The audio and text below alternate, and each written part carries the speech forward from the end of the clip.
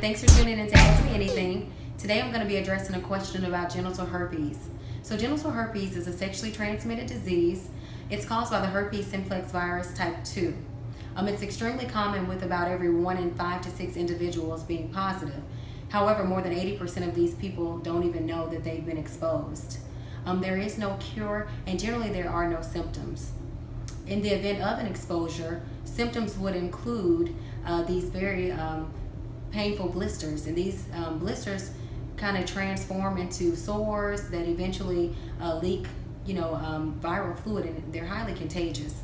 Also, you may have flu-like symptoms, and these bumps also can kind of take on the appearance of pimples or hair bumps. So if you do experience something out of the norm, you definitely want to go and have that looked at.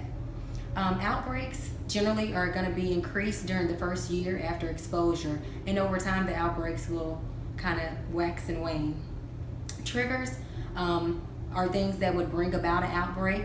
So if you're under a lot of stress or pressure, kind of have a lot going on, may even have a life event such as surgery going on, these things can lead to you bringing about an outbreak. Also, having a weak immune system will do this as well. So how do you protect yourself? You definitely want to wear, guys, you want to wear condoms. However, condoms don't cover the entire genital area, so they don't provide 100% protection. Obviously, abstinence would only do that, but that's a conversation for another time. If you have been diagnosed, you want to be sure to definitely take your medication. And like I said, there is no cure, but it's important that we know that the medications, while they may decrease the risk of transmitting it, it's not 100%. And I've had a lot of questions, from individuals wondering, if their level is undetectable, does it mean that they're good and they won't pass it along? And that's not true at all. Research shows that even on medications, you still can pass this along. Another big one is that if you're having an active outbreak, you definitely do not need to have intercourse. This is going to be the greatest chance, of spreading it. So definitely no sex during an outbreak. Lastly, know your status and protect yourself.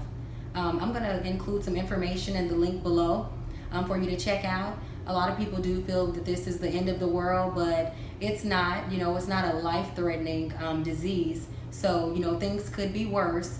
And I know that oftentimes it is a hard thing to share with your partner. So definitely look at the literature and educate yourselves. Lastly, as always, go and consult with your OBGYN, your GYN, your NP, or your primary care physician.